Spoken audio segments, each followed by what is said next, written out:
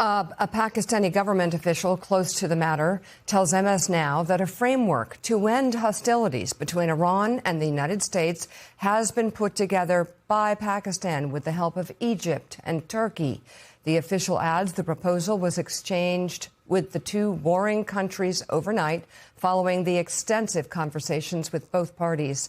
It is said to be a two-tiered approach, starting with an immediate ceasefire, then followed by a comprehensive agreement. The official says there is no strict deadline, but given President Trump's public messaging, they are working to get something affirmed today. However, a Persian Gulf diplomat with experience in recent negotiations with Iran tells MS Now that the Iranian foreign minister is expected to reject the offer, arguing in part that a temporary ceasefire does not work because of Iran's previous experience. Axios, meanwhile, cites sources who say the first phase of the proposed deal is a 45-day cessation of hostilities, providing a window to work toward a permanent end to the fighting, as well as a solution for the Strait of Hormuz and for Iran's highly enriched uranium.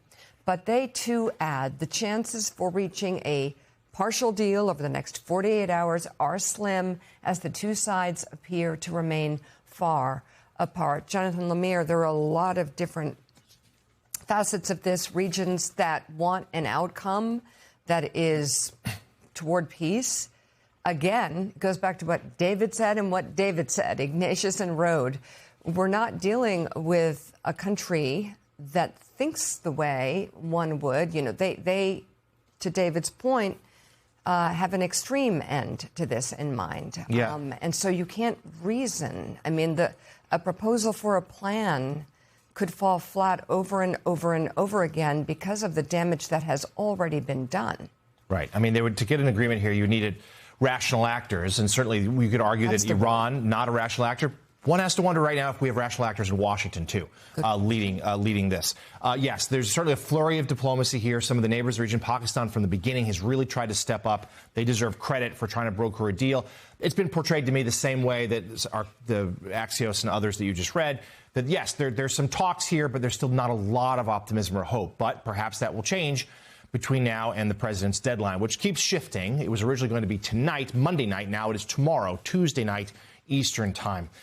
This is, to underscore what David Ignatius said earlier, it was certainly this weekend, though Iran proved it could still, defend itself and shooting down not just the fighter jet, but also some of the rescue operations to try, helicopters and who were trying to help. But a remarkable success story, an incredible operation to retrieve these soldiers, to not leave anyone behind, these airmen. Really breathtaking.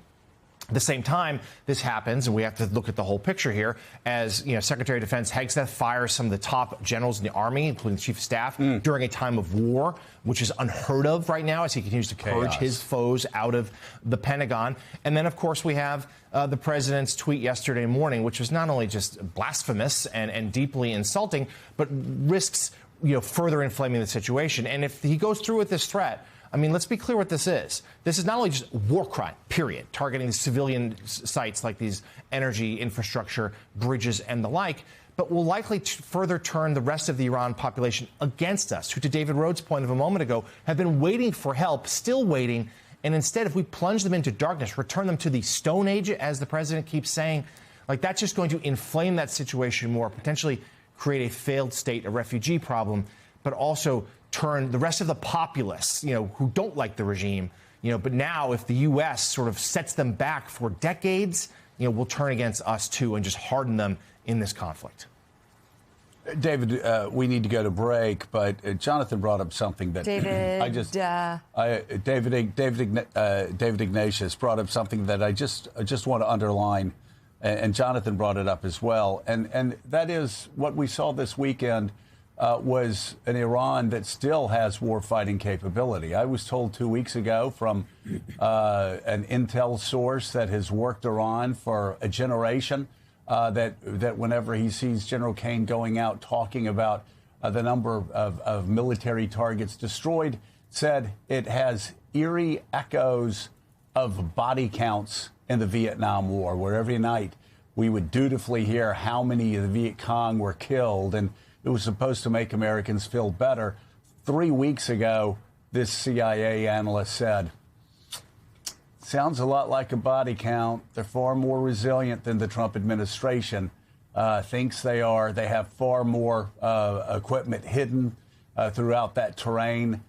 This could go on for a very long time. It looks, David, 3 weeks later, like that's exactly where we are now.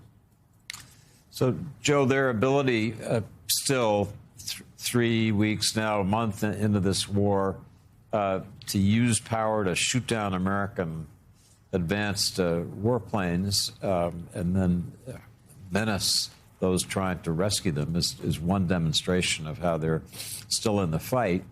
They have planned for this really for years, and they're fighting with the conviction of their extreme ideology, and the fear is some growing support from the population. I hope that'd be the most dangerous outcome for us. We turn a country that was, a vast majority wanting change to a country that's beginning to resent America more broadly.